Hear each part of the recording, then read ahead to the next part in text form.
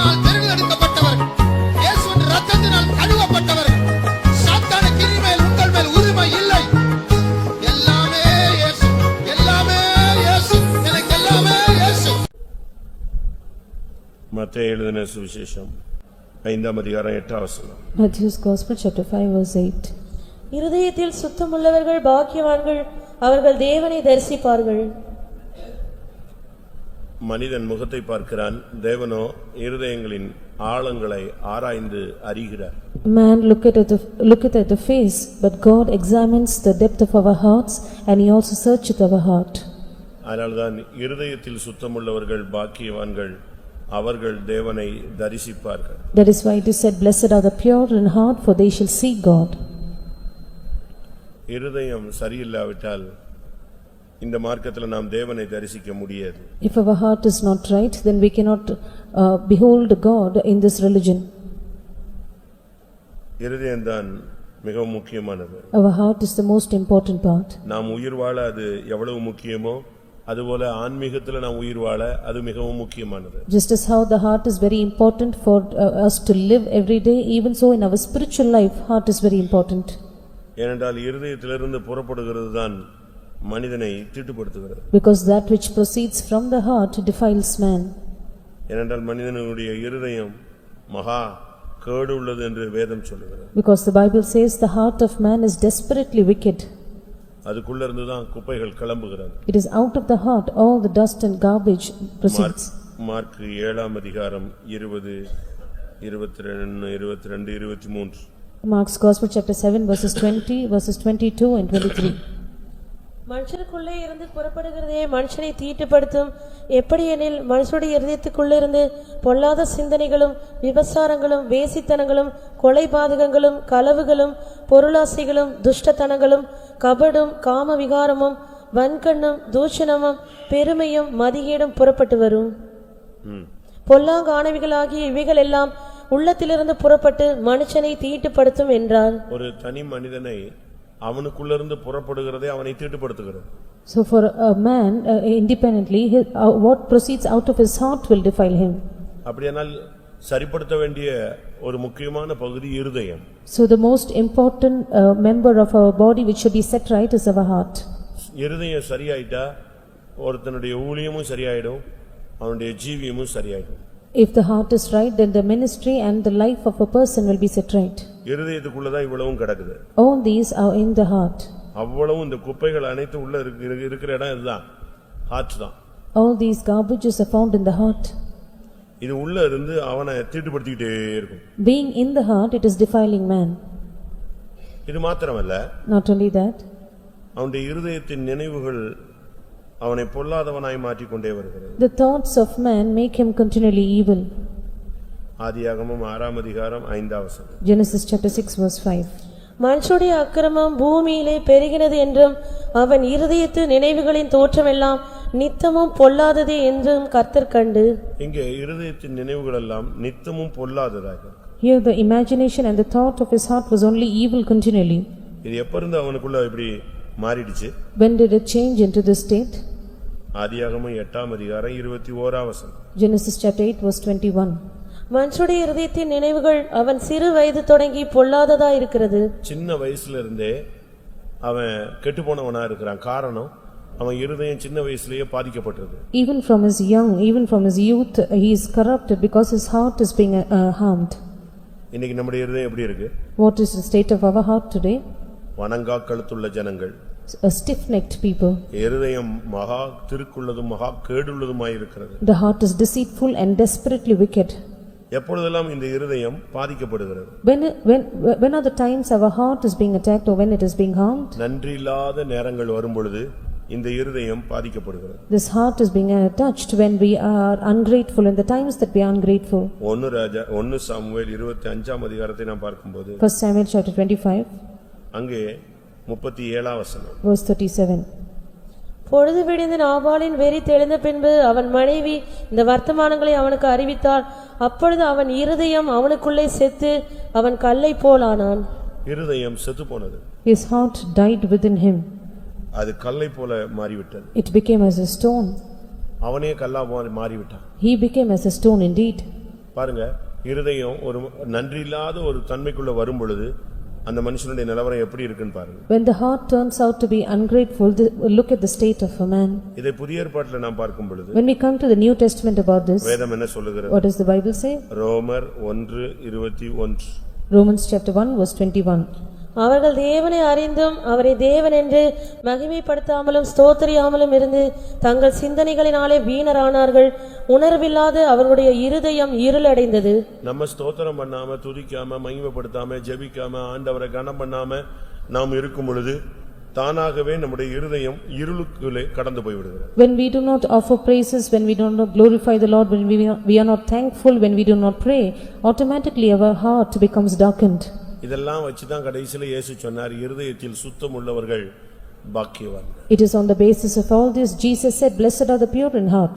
இந்த இருதயம் கழுவப்பட்ட இருதயமாய் மாற வேண்டும். This heart should be that which is washed.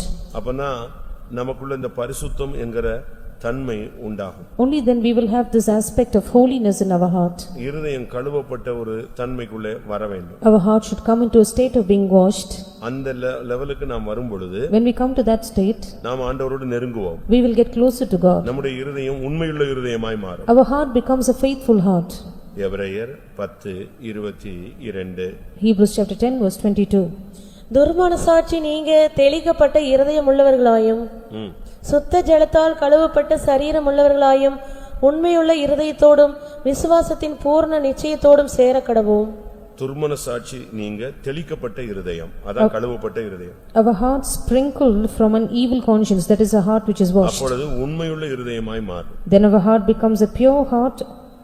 இதுதான் நம்முடைய வாழ்க்கையில இப்போ தேவன் எதிர்பார்க்கிற ஒரு தன்மை. This is the attribute which God expects in our life today. இல்லாவிட்டா இந்த இருதயம் கெட்டுப்போன நிலவரத்துல ஒண்ணுமே பண்ண முடியாது. If not, our heart is corrupted, we can do nothing. இன்னைக்கு உலகத்துல பாருங்க, Consider in the world today, heart ஃபெயிலியர்னா அதுக்கு பிறகு மாற்று கருத்து இல்லையே. if there's a heart failure, there is nothing to be to ஏதாவது ஒரு transplant. சான்ஸ் பைபாஸ் பண்ணி பார்க்கலாம். There's a second chance of doing a first bypass. Angio பண்ணி பார்க்கறாங்க. They do an அதுக்கு angiogram. பிறகு அது ஃபெயிலியர்னா பைபாஸ்க்கு போறாங்க. They go for a bypass surgery next. இல்லனா ரீப்ளேஸ் பண்றாங்க. If that they transplant. அப்படிதானே? Isn't that true? எபிரேயர் 3:12 வசனத்தை பார்க்கும்போது Hebrews chapter 3 verse 12. சகோதரரே, ஜீவனுள்ள தேவனை விட்டு விலகுவதற்கு ஏதுவான அவிசுவாசமுள்ள பொல்லாத இருதயம் உங்களில் ஒருவனுக்குள்ளும் இராதபடிக்கு நீங்கள் எச்சரிக்கையாயிருங்கள். எப்ப தேவனை விட்டு விலகுறோமோ அப்பொழுது அவிசுவாசம் உள்ள ஒரு பொல்லாத இருதயம் நமக்குள்ள உண்டாகிவிடும். The time we depart from God, we have an evil heart of unbelief in us. அதனால தான் நீங்க வஸ்திரத்தை கிழிக்க வேண்டாம், நீங்க இருதயத்தை கிழியுங்கள் என்று யோவேல் சொல்லுகிறார். That is why in the prophetic book of Joel we read, do not rend your garments but rend your heart. உங்களுடைய வஸ்திரத்தை கிழிச்சு பிரயோஜனம் கிடையாது. There is no profit in rending your garments. இருதயங்களை கிழியுங்கள். Rend your heart. யோவேல் 2:12-13. Joel chapter 2 verse 12 and 13. ஆதலால் நீங்கள் இப்பொழுதே உபவாசத்தோடும் அழுகையோடும் புலம்பலோடும் உங்கள் முழு இருதயத்தோடும் என்னிடத்தில் திரும்புங்கள் என்று கர்த்தர் சொல்லுகிறார். நீங்கள் உங்கள் வஸ்திரங்களை அல்ல, உங்கள் இருதயங்களை கிழித்து உங்கள் தேவனாகிய கர்த்தரிடத்தில் திரும்புங்கள். எப்படி? அப்ப இருதயம் தான் இப்போ எல்லா இடத்துலயும் பாயிண்ட் அவுட் பண்ணப்படுகிறது. So it is the heart which is being specifically pointed out in all these. அப்ப இருதயத்துல இருந்து தான் எல்லாமே குழப்பங்கள் உண்டாகிறது. சால்வ் பண்ணப்பட வேண்டிய ஒரு அவயவம் இருதயம். So all confusions proceed from the heart, so that which it has to be has a solution is the heart. இப்போ இருதயம் சரியாயிடுச்சுன்னா எல்லாமே சரியாயிடும். If the heart is set right, everything is fine. இந்த இருதயம் கல்லா போச்சுன்னா என்ன பண்றது? If the heart becomes a stone, then what should we do? செத்து போச்சுன்னா என்ன பண்றது? If it is dead, what to do? ஒண்ணுமே பண்ண முடியாது. We can do nothing. அதுக்கு தான் இந்த சுத்திரிப்பு கூட்டங்கள் வாயிலாக ஹார்ட்ட மறுபடியும் பீட் பண்ண வைக்க போறோம். That is why through the sanctification meetings we are going to make the heart beat again. மறுபடியும் உன்னுடைய இருதயம் இயங்கணும். Your heart should start to work again. மறுபடியும் அது தேவனுடைய நாமத்திலே துடிக்கணும். It should start to beat in the name of the Lord. இல்லாவிட்டா உங்க இருதயம் அப்படியே கெட்டு போய் நீங்க தேவனை விட்டு விலகி பொருளாசையை பின்பற்ற ஆரம்பிச்சிருவீங்க. If not, your heart will be corrupted, you will depart from God and you will follow after covetousness. Ezekiel 33:31. Ezekiel chapter 33 verse 31. ஜனங்கள் கூடி வருகிற வழக்கத்தின்படி உன்னிடத்தில் வந்து உனக்கு முன்பாக என் ஜனங்கள் போல் உட்கார்ந்து உன் வார்த்தைகளை கேட்கிறார்கள். ஆனாலும் அவர்கள் அவைகளின்படி செய்கிறதில்லை. அவர்கள் தங்கள் வாயினாலே இன்பமாய் பேசுகிறார்கள். அவர்கள் இருதயமோ பொருளாசையை பின்பற்றி போகிறது. இருதயம் எங்க போய்கிட்டே இருக்கு? Where is the heart heading to? அவங்க இருதயம் இங்க இல்ல, அது பொருளாசைக்கு பின்னால போய்கிட்டே இருக்கு. Their heart is not here, but it is going after covetousness. இத வச்சு நம்ம என்ன பண்ண முடியும்? So what can we do with this? அதனால இன்னைக்கு ஃபர்ஸ்ட் பார்ட் நம்முடைய இருதயத்தை கர்த்தருடைய கரங்களில் ஒப்புக்கொடுக்க போவோம். So as our first part, we are going to offer our heart into the hand of the Lord.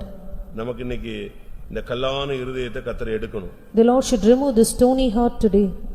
எடுப்பாரா? Will he do it? எடுக்க முடியுமா? Can the Lord take it out of us? எடுக்க ஒப்புக்கொடுப்பீங்களா?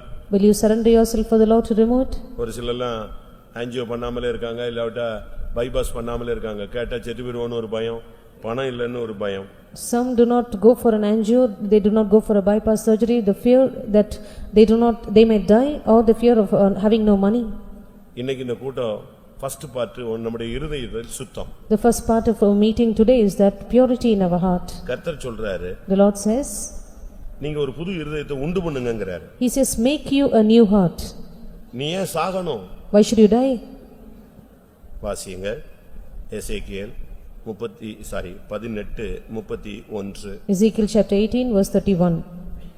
நீங்கள் துரோகம் பண்ணின உங்களுடைய எல்லா துரோகங்களையும் உங்கள் மேல் இராதபடிக்கு விலக்கி உங்களுக்கு புது இருதயத்தையும் புது ஆவியையும் உண்டு பண்ணிக் கொள்ளுங்கள். இஸ்ரவேல் வம்சத்தாரை நீங்கள் ஏன் சாக வேண்டும்? ஏன் நீ சாகணும்? Why should you die? இன்னைக்கு நீ உன்னை சரிப்படுத்து. You set yourself right today. தேவன் கொடுக்கிற டயத்துல நீங்க உங்க இருதயத்தை கிளியர் பண்ணுங்க. The time that the Lord gives you, clear your heart. நீங்கள் துரோகம் பண்ணின உங்களுடைய எல்லா துரோகங்களையும் உங்கள் மேல் இராதபடிக்கு விலக்குங்கள். Remove all the transgressions which you have done which are upon you. நீங்க முதலாவது உங்களுக்கு புது இருதயத்தையும் புது ஆவியையும் உண்டு பண்ணுங்கள். First of all, make you a new heart and a new spirit in you. ஆண்டவருடைய பாதத்துல விழுந்து ஒரு நியூ ஹார்ட் வாங்குங்க, கேட்டுங்க. Fall at the feet of the Lord and ask for a new heart. இயேசுவின் இரத்தத்தினால அந்த இருதயம் கழுவப்படட்டும். Let your heart be washed by the blood of the Lord Jesus. உங்களுடைய இருதயத்திலிருந்து தெய்வீகம் புறப்படட்டும். Let divinity proceed out of your heart. Bible என்ன சொல்லுகிறது? What does the Bible say? இருதயத்தின் நிறைவினால் வாய் பேசும். Out of the abundance of heart your mouth speaketh. அப்ப இருதயத்தில் நிறைவு தெய்வீகமா இருந்தா தெய்வீகமான வார்த்தைகள் வரும். If your heart is filled with divinity, then you will have divine words proceed from your heart. இங்கே நீங்கள் உண்டு பண்ணிக்கொள்ளுங்கள் என்று சொன்ன தெய்வம், Here the Lord who said make you a new heart. அதே எசேக்கியேல் 11ல பார்க்கும் பொழுது, If you come to Ezekiel chapter 11 19ஆம் வசனத்தில் நான் உங்களுக்கு தருவேன் என்று சொல்லுகிறார். verse 19, he says, I will give you a new நானே heart. அந்த காரியத்தை அருளுவேன் சொல்லுகிறார். He says, I will give you. கல்லான இருதயத்தை அவர்கள் மாம்சத்திலிருந்து 11:19 அவர்கள் என் கட்டளையின்படி நடந்து என் நியாயங்களை கைக்கொண்டு அவைகளின்படி செய்ய நான் அவர்களுக்கு ஏக இருதயத்தை தந்து அவர்கள் உள்ளத்தில் புதிய ஆவியை கொடுத்து கல்லான இருதயத்தை அவர்கள் மாம்சத்திலிருந்து எடுத்து போட்டு சதையான இருதயத்தை அவர்களுக்கு அருளுவேன். இது தேவன் ஒரு பிராமிஸ் பண்றாரு. This is the promise which God makes with you. ஜனங்கள் தங்களுடைய இருதயத்தில் உடைஞ்சு நொறுங்கி கத்தி கதறி இருதயத்தில் குத்தப்பட்டவர்களாகி மாறினா நான் உங்களுக்கு எதை தருவேன்? ஒரு ஏக இருதயத்தை தருவேன், ஒரு புது இருதயத்தை தருவேன், ஒரு சதையான இருதயத்தை தருவேன். If the people will cry out, if they will break their heart, if they will cry out and moan and break themselves, then I will give them one heart, I will give them a new heart and a heart of flesh. அப்படி ஒரு life இருக்கு. There is such a life. ஆண்டவர் சொல்றார், நான் அதை தர்றேங்கற. The Lord says, I will grant it to you. ஆனா என்ன நடக்கணும்? But what should happen? இருதயம் குத்தப்படணும். Our heart should be pierced. இந்த மாலை வேளையில நம்முடைய இருதயம் நொறுங்கி ஆண்டவருடைய பாதையில வரணும். This evening time our heart should be bruised, broken, come to the feet of the Lord. அப்போஸ்தலர் 2:37. Acts chapter 2 verse 37. இதை அவர்கள் கேட்டபொழுது இருதயத்திலே குத்தப்பட்டவர்களாகி நாங்க என்ன செய்யணும்னு கேக்குறாங்க. When they heard this, they were pricked in their heart and they said, what should we do? பாவம் மன்னிக்கப்பட என்ன செய்யணும்? What should we do for our sins to be forgiven? பரிசுத்தமாக்கப்பட என்ன செய்யணும்? What should we do for our sanctification? இப்படி நீங்க உங்களுக்குள்ள ஒரு தவிப்பை வெளிப்படுத்தும் பொழுது, So when you exhibit a groaning within you, ஆண்டவர் சொல்றாரு, நான் அவர்களுக்கு ஏக இருதயத்தை தருவேன். The Lord says, I will give you one heart. உள்ளத்துல ஒரு புதிய ஆவியை கொடுப்பேன். I will give you a new spirit in you. அந்த கல்லான இருதயத்தை அந்த மாம்சத்திலிருந்து எடுத்துருவேன். I will take away the stony heart out of their flesh. நானே ஒரு சதையான இருதயத்தை அவங்களுக்கு கொடுப்பேன். And I myself will give them a heart of flesh. இது ஒரு தரம் அல்ல. This is not once. இன்னொரு இடத்துலயும் சொல்லுகிறார். In another place he repeats. Ezekiel 36:26. Ezekiel chapter 36 verse 26. உங்களுக்கு நவமான இருதயத்தை கொடுத்து உங்கள் உள்ளத்திலே புதிதான ஆவியை கட்டளையிட்டு கல்லான இருதயத்தை உங்கள் மாம்சத்திலிருந்து எடுத்து போட்டு சதையான இருதயத்தை உங்களுக்கு கொடுப்பேன். நவமான அப்படினா ஒரு புதிதான இருதயம். A new heart. பாருங்க இங்க ஆண்டவர் சொல்றார் நான் செய்றேங்கறார். Here the Lord says I will do it. நான் கொடுக்கிறேன் உனக்கு. I will grant you. எப்படி கொடுப்பேன்? How will I give it to you? 25 வசனம். Verse 25. அப்பொழுது நான் உங்கள் மேல் சுத்தமான ஜலம் தெளிப்பேன். நான் உங்களுடைய எல்லா அசுத்தங்களையும் உங்களுடைய எல்லா நரகலான விக்கிரகங்களையும் நீக்கி உங்களை சுத்தமாக்குவேன். நீங்கள் சுத்தமாவீர்கள். அதுக்கு பிறகு தான் உங்களுக்கு புது இருதயம் கிடைக்கும். It is only after this process you have a new heart. ஒரு 10 நிமிஷம் time. We have 10 minutes now. இருதயத்தில் சுத்தமாகிறதுக்கு கர்த்தருடைய கரங்களில் ஒப்பு கொடுப்போம். Let us surrender into the hands of the Lord for the purity in our heart. இது ஒரு நல்ல நேரம். This is the right time. ஆண்டவருடைய கரங்களில் உங்களுடைய இருதயத்தை சமர்ப்பியுங்க. Dedicate and surrender your hearts into the hand of the Lord. அவர் clear பண்ணட்டும். Let him clear it. ஆண்டவர் சுத்தம் பண்ணட்டும். May the Lord cleanse it. ஆண்டவர் கழுவட்டும். May he wash it. இரத்தம் தெளிக்கப்படட்டும். Let blood be sprinkled. கல்லான தன்மை மாறட்டும். Let the stony aspect change. கேடான தன்மை மாறட்டும். Let all the corruption to be removed. எத்தனை பேருக்கு இன்னைக்கு இருதயத்தில் சுத்தம் வேணும்? How many of you want purity in your heart today? அவங்க எல்லாம் கண்களை மூடி முழங்கால் படியிடுவோம். All of us close our eyes, be on our இந்த knees. வசனங்களின் அடிப்படையில் கர்த்தருடைய பாதத்தில் கொஞ்ச நேரம் விழுவோம்.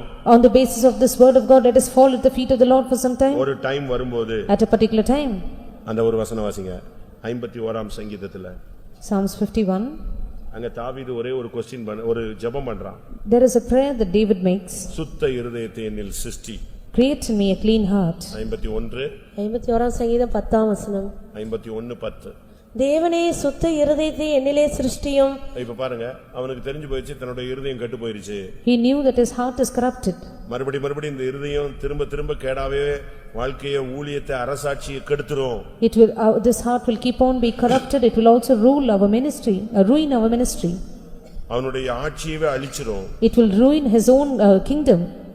அதனால ஆட்சி கவுந்துரும்னு சொல்லி பயந்து கர்த்தருடைய சமூகத்துல சொல்றான் இந்த பழைய இருதயம் வேண்டாம். So he fearing that he will lose his governorship, he says, I do not want this old heart. இந்த பழைய கல்லான தன்மை வேண்டாம். I do not want the stony aspect of my heart. இந்த பழைய குப்பையான என்னை தீட்டுப்படுத்துகிற இருதயம் வேண்டாம். I do not want this heart which makes me deceitful. எனக்கு ஒரு சுத்த இருதயத்தை எனக்குள்ள சிருஷ்டிச்சிருங்க. Create in me a clean heart. அருமையான ஒரு ஜெபம். It was a beautiful prayer. அதான் சுத்தமா மாத்துறது. It is to completely transform. அப்படியே மாத்தியாச்சு. It is completely transformed. எப்படி இருக்கும் பாருங்க. How will that be? அவங்க கேக்குற ஆண்டவரே சுத்தமான இருதயத்தை என்னில் சிருஷ்டியும். He asked the Lord saying, Lord, create in me a clean heart. ஒரு 10 நிமிஷம் டைம் தருவேன். I give you 10 minutes. உங்களுக்குள்ள எப்படி தேவனோடு நெருங்கி வரணும்னு ஆசைப்படுறீங்களோ அந்த அளவு நீங்க க்ளோஸ் ஆவாங்க. The manner in which you want to get very closer and nigh to God, you can get closer to God.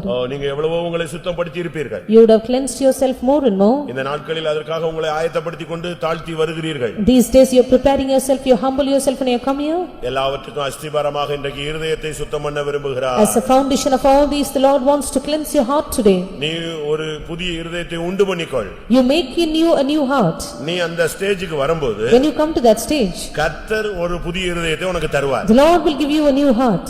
அந்த கல்லெல்லாம் மாத்திடுவார். He will take the stony aspect in you. கர்த்தர் ஒரு சதையான ஒரு நவமான ஒரு புதிய இருதயத்தை சுத்த இருதயத்தை உனக்குள் சிருஷ்டிப்பார். The Lord will create in you a clean heart, a new heart, a heart of flesh.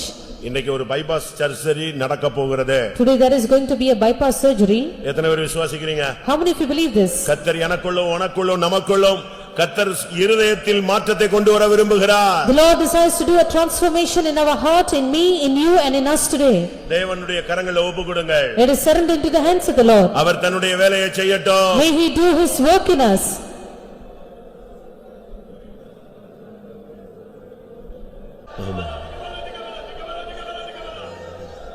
கல்லாம் என் இருதயம் மாற்றி சதையான இருதயம் தாரும்.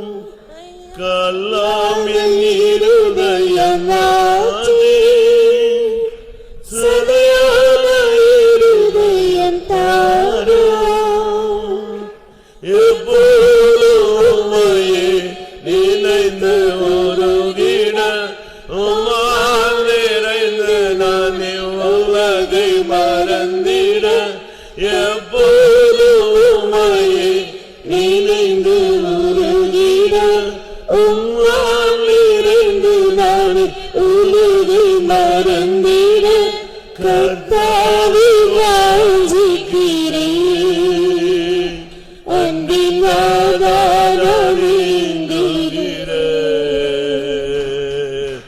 கர்த்தாவே வாஞ்சிக்கிறேன் அன்பின் ஆதாரமேங்குகிறேன்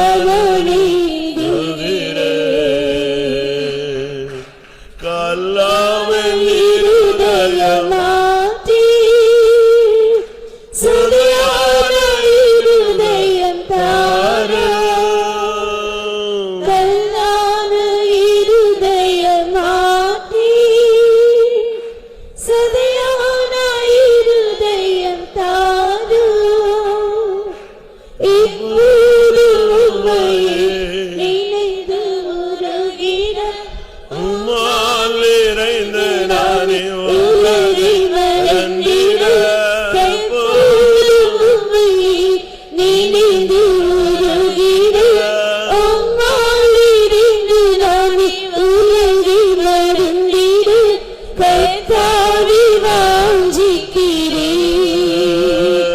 அன்பின் ஆதாரமேங்குகிறேன் கர்த்தாவே வாஞ்சிக்கிறேன் அன்பின் ஆதாரமேங்குகிறேன் உங்களை எத்தனை பேருக்கு இன்னைக்கு கல்லான இருதயம் மாற வேண்டும்? எத்தனை பேருக்கு சதையான இருதயம் வேணும்? அந்த சதையான இருதயம் இப்பொழுது ஒரு சுத்த இருதயம் உங்களில் பொருத்தப்படுமானால் எப்போதும் கர்த்தரையே நினைத்துக் கொண்டிருப்பீர்கள். இந்த உலகத்தை மறந்து விடுவீர்கள். அப்படிப்பட்ட வாழ்க்கை எத்தனை பேருக்கு தேவை? அப்படி ஒரு வாழ்க்கையை வாஞ்சிக்கிறவர்கள் எத்தனை பேர்? ஹல்லேலூயா, ஹல்லேலூயா, ஹல்லேலூயா. எப்போதும் இயேசு இயேசு என்று உருகிக் கொண்டிருக்கிற ஒரு வாழ்க்கை.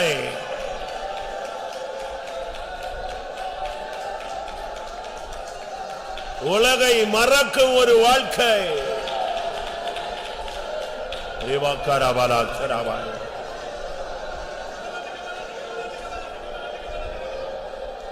கல்லாம் என் இருதயம் மாற்றி சதையான இருதயம் தாரும் எல்லாரும் கேளுங்க.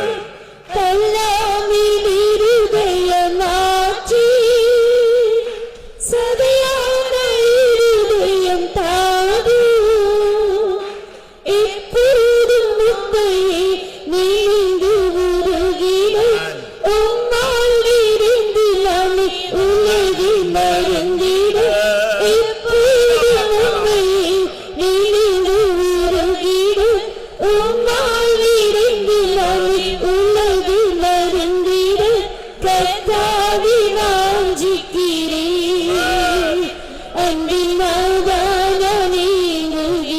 ஆதாரமேங்குகிறேன் கர்த்தாவே வாஞ்சிக்கிறேன் எல்லாரும் அன்பின் ஆதாரமேங்குகிறேன் கல்லாவின் இருதயம் மாற்றி சதையான இருதயம் தாரும் கல்லாவின் இருதயம் மாற்றி சதையான இருதயம் தாரும் இப்போதும் உம்மையே நினைந்து உருகிட உம்மால் இருந்து நானே உலகை மறந்திட இப்போதும் உம்மையே நினைந்து உருகிட உம்மால் இருந்து நானே உலகை மறந்திட கர்த்தாவே வாஞ்சிக்கிறேன் அன்பின் ஆதாரமேங்குகிறேன் கர்த்தாவே வாஞ்சிக்கிறேன் அன்பின் ஆதாரமேங்குகிறேன் எப்போதும் உம்மையே நினைந்து உருகிட உம்மால் இருந்து நானே உலகை மறந்திட இப்போதும் உம்மையே நினைந்து உருகிட உம்மால் இருந்து நானே உருகி மருந்திட கத்தாவி வாஞ்சிக்கிறேன் அன்பினாதானீங்குகிறேன் கத்தாவி வாஞ்சிக்கிறேன் அன்பினாதானீங்குகிறேன் கர்த்தாவே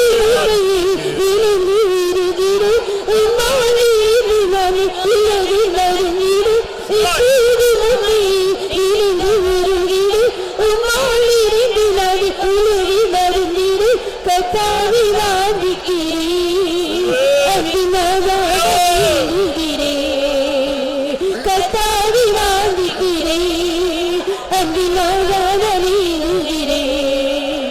கத்தாவி வாஞ்சிக்கிறேன் அன்பினாதானீங்குகிறேன்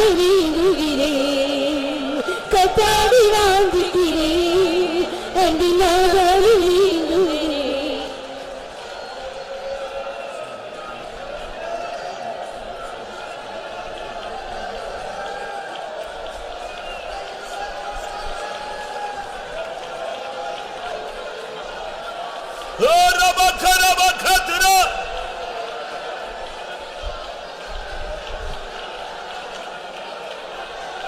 Hallelujah, hallelujah, hallelujah.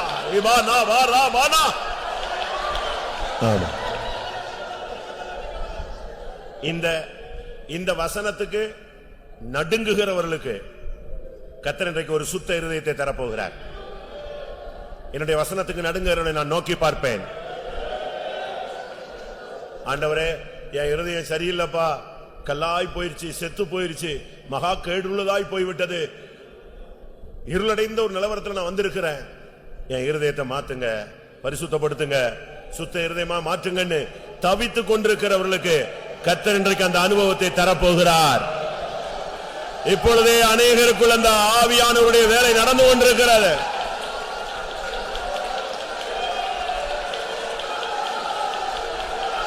இயேசுவின் நாமத்தில்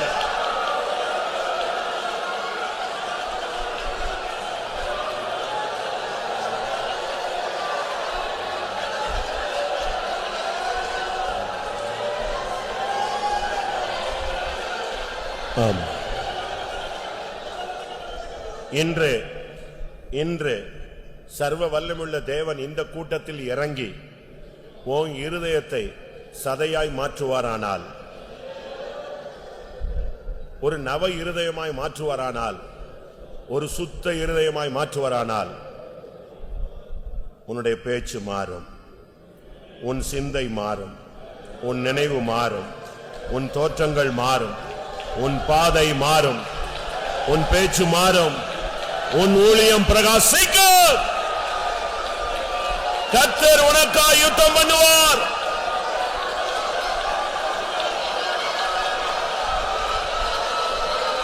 துரானியார் ஏத்னபால வக்கரா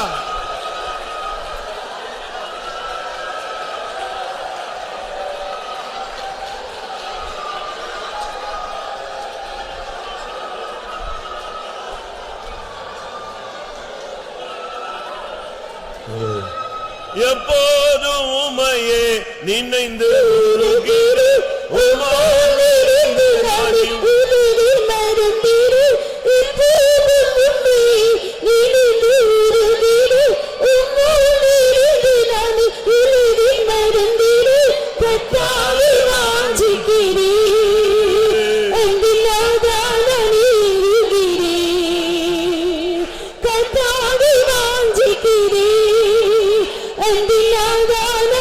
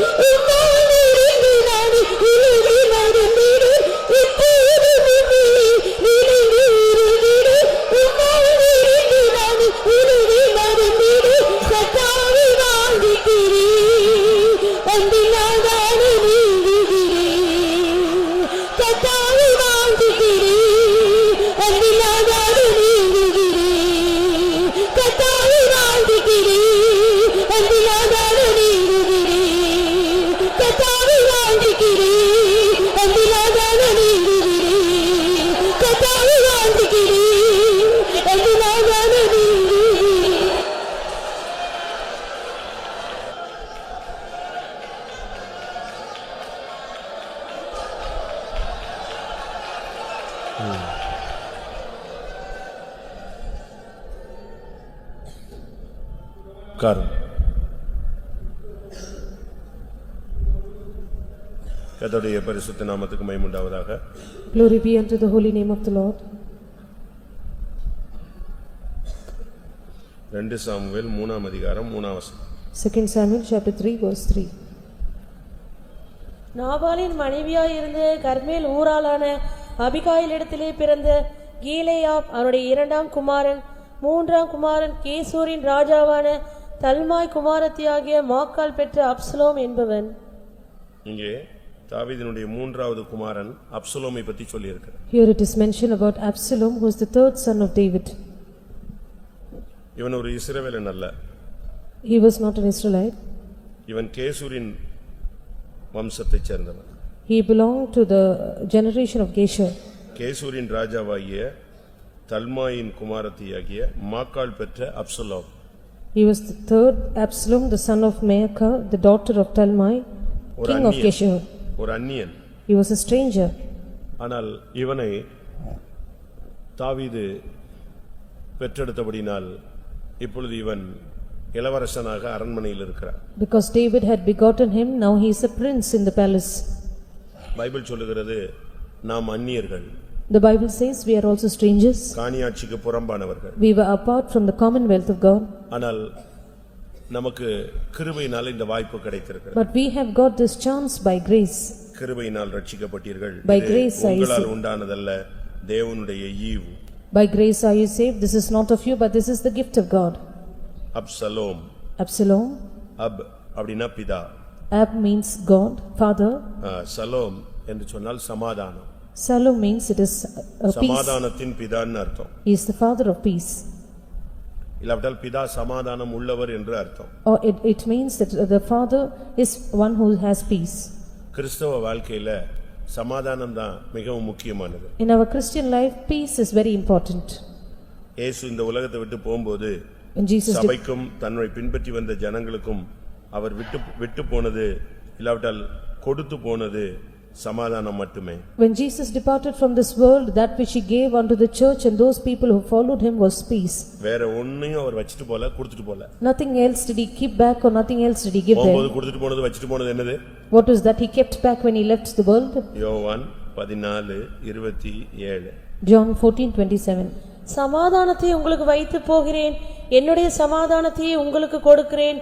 உலகம் கொடுக்கிற பிரகாரம் நான் உங்களுக்கு கொடுக்கிறதில்லை. உங்கள் இருதயம் கலங்காமலும் பயப்படாமலும் இருப்பதாக. சமாதானம் மிகவும் முக்கியமானது. So peace is very important. சமாதானம் இருக்கிற இடத்துல தான் சாத்தானுடைய தலை நசுக்கப்படும். Where there is peace, the head of Satan is bruised. சமாதானம் இல்லாட்டா சாத்தான் அங்க தலைவிரிச்சு ஆடுவான். If there is no peace, then Satan will dance his own. ஆனா எங்க சமாதானம் இருக்கோ அங்கே சாத்தானுடைய தலை நசுக்கப்படும். Wherever there is peace, the head of Satan is bruised. வாசிங்க. சமாதானத்தின் தேவன். ரோமர் 16ஆம் அதிகாரம் 20ஆம் வசனம். சமாதானத்தின் தேவன் சீக்கிரமாய் சாத்தானை உங்கள் கால்களின் கீழே நசுக்கி போடுவார். சமாதானத்தின் தேவன் தான் அந்த சாத்தானை நசுக்க முடியும். Only the God of peace can bruise Satan. சமாதானம் இல்லைன்னா பிசாசு நம்ம தலையை நசுக்கிடுவான். If there's no peace, then the devil will bruise our head. அதனால சமாதானம் பண்ணுகிறவர்கள் பாக்கியவான்கள். Blessed are the peacemakers, அவர்கள் தேவனுடைய புத்திரர் என்று எண்ணப்படுவார்கள். for they shall be called the sons of God. இவன் ஒரு அந்நியன். He was a stranger now, இவனை கர்த்தர் இளவரசனாக அரண்மனையில வச்சிருந்தார். but the Lord had set him as a prince in the palace. ரொம்ப அழகானவன். He was very beautiful. இவன மாதிரி அழகு அநேகர் கிடையாது. He was a handsome man. There was no other as handsome as he was. 2 Samuel 14ஆம் அதிகாரத்துல பார்க்கும்போது 2 Samuel chapter 14 அவன் எவ்வளவு அழகுள்ளவன் சொல்லியிருக்கு. 25ஆம் வசனம். verse 25. இஸ்ரவேலர் அனைவருக்குள்ளும் அப்சலோமை போல் சௌந்தரியம் உள்ளவனும் மெச்சிக்கொள்ளப்பட்டவனும் இல்லை. உள்ளங்கால் தொடங்கி உச்சந்தலை மட்டும் அவனில் ஒரு பழுதும் இல்லாதிருந்தது. அவ்வளவு அழகானவன். He was so handsome. There was no one as beauty as him. எழுத்தின்படி மிகவும் அழகானவன். Literally, he was so much praised and for his beauty. அவனுடைய தலைமயிர் அவனுக்கு பாரமா இருப்பதனால் வருஷத்துல ஒரு ட்ரிப் அவன் அதை மொட்டை அடித்துக் கொள்வான். Because his hair was heavy for him, once in a year he would make his head bald. அவன் அவ்வளவு அந்த முடியே அவனுடைய ஹேர் ஸ்டைலே பயங்கரமா இருக்கும். To that extent his hairstyle and his hair would look so beautiful. கர்த்தர் பாருங்க, ஒரு அந்நிய மனுஷனை இளவரசனா மாத்தி அழகுள்ளவனா மாற்றி ஒரு பழுதும் இல்லாதவனாய் அவனை மாற்றியிருந்தார். The Lord had made a stranger as a prince and he has made him beautiful and without any blemish. பழுது இல்லாத அனுபவம் என்பது மணவாட்டியினுடைய ஒரு தன்மை. Experience of having no blemish is one of the attributes of the bride. உன்னத பாட்டுல நாம் பார்க்கும் பொழுது Song of the Solomon we read 4:7 chapter 4 verse 7. என் பிரியமே நீ பூரண ரூபவதி உன்னில் பழுதொன்றும் இல்லை. இவ்வளவு அருமையான ஒரு மனுஷன் தான் Absalom. Such a beautiful man, an excellent man was Absalom. ஒரு இன்சிடென்ட் நடந்தது. There was one incident which took place. ஒரே ஒரு சம்பவம். Only one incident. அந்த சம்பவம் அவனுடைய வாழ்வை புரட்டிட்டு. This incident totally overturned his life. நான் நேத்து சொன்னேன். Yesterday I said ஒரே ஒரு காரியம். just one thing. சொல்லுங்க பாபு. மரியாதை செலுத்தாத ஒரு காரியம். The only point of not இல்லாவிட்டா காணிக்கையில சரியா செலுத்தாத ஒரு காரியம். நேற்று முந்தானாலும் நான் சொன்னது. Yesterday and day before yesterday we saw that it was not giving respect or not giving our offering rightly. ஆமானுக்கு மொர்தெகாய் ஸ்தோத்திரம் பண்ணல, அது அவனுடைய வாழ்க்கையவே நாசமாக்கிடுச்சு. Mordecai did not offer greetings to him and that spoiled his life completely. Coin சரியா காணிக்கை செலுத்தல, அது அவனுடைய வாழ்க்கையே முடிச்சிடுச்சு. Cain did not offer his give his offering rightly, that brought an end to his life. 2 Samuel 13ஆம் அதிகாரத்துல இருந்து முதல்ல இருந்து பாக்கும்போது இவனுடைய சகோதரிக்கு ஒரு கெட்ட சம்பவம் நடக்கிறது. 2 Samuel chapter 13 from verse 1 onwards we read that there was an ill incident which took place for his அது sister. ஒரு மோசமான ஒரு சம்பவம். It was an evil incident that took place. நடக்க கூடாத ஒரு காரியம். It was an incident which should not occur. அது யாரும் எதிர்பார்க்காதது. No one expected it. ஒரு தவறு நடந்தது. There was a fault which took place. அது இவனுடைய வாழ்வை பயங்கரமான ஒரு நெருக்கத்துக்குள்ள கொண்டு போய் விட்டது. That brought his life into a greater conflict. அந்த ஒரு இன்சிடென்ட் தான் அவனுடைய முழு வீழ்ச்சிக்கும் காரணம். Only that one incident was the reason for his fall. அவனுடைய வாழ்வின் வீழ்ச்சியினுடைய மைய புள்ளி அந்த இன்சிடென்ட்ல தான் இருக்கு. The center of his fall and of the incident in his life, of the fall in his life was this incident. அதோட அவன் புத்தி மாறிடுச்சு. With that his mind changed. Tension ஆயிட்டான். He was tensed. ஆனா வெளிய ஒண்ணும் காட்டிக்கல. Outwardly it was not seen. But அது மைண்டுக்குள்ள வருஷ கணக்கா அவனுக்குள்ளேயே போராடுது. Years together it was striving in his mind. அது நீங்க 2 சாமுவேல் 13ஆம் அதிகாரத்துல வீட்ல போய் உட்கார்ந்து படிங்க, நீங்க எல்லாம் தெரிஞ்ச கதை தான். 2 Samuel chapter 13 you can read at your homes, it is well aware to everyone. அவனுக்கு அதை சகிக்க முடியல. He could not bear with it. அது மைண்டுக்குள்ள இருந்துகிட்டே இருந்துச்சு. It remained in his mind. அந்த ஒரே incident. With that one incident. 2 Samuel 13:22ல பார்க்கும் பொழுது இந்த காரியத்தை நிமித்தம் அப்சலோம் அவனை பகைத்தான். 2 Samuel chapter 13 verse 22 we read, and because of this Absalom hated him. இந்த காரியத்தின் நிமித்தம். Because of this matter. அந்த ஒரு இன்சிடென்ட் That one மைண்ட விட்டு போகவே இல்ல.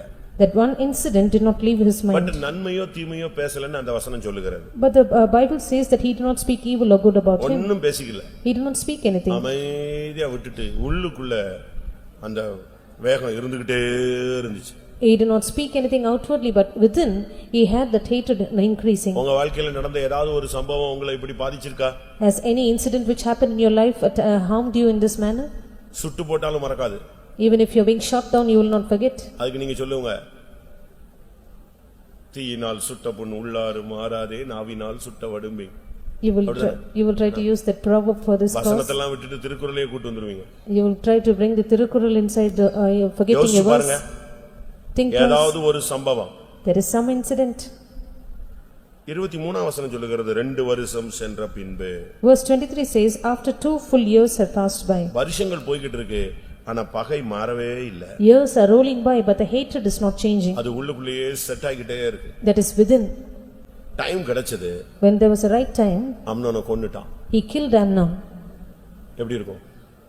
ஒரு இன்சிடென்ட் 2 வருஷமா இவனுக்குள்ள புகஞ்சு அது வெளியே வரும்போது ஒருத்தன் என்ன செஞ்சிருச்சு? கொன்னுடுச்சு. For 2 full years this one incident was keeping on ruling within his heart, and when the right time appeared he killed him. ஒரு சகோதரன், There was one brother, 12 வயசு இருக்கும்போது when he was 12 years old, அவங்க அப்பாவை ஒருத்தன் கொலை பண்ணிட்டான். a man killed his father. இவன் ஒரு பையன், He was the only son, மத்ததெல்லாம் பெண் பிள்ளைகள். all the others were daughters. இவனுக்கு அப்ப 12 வயசு. He was 12 years old. சரியான விவரம் தெரியாது. He did not have the clear understanding.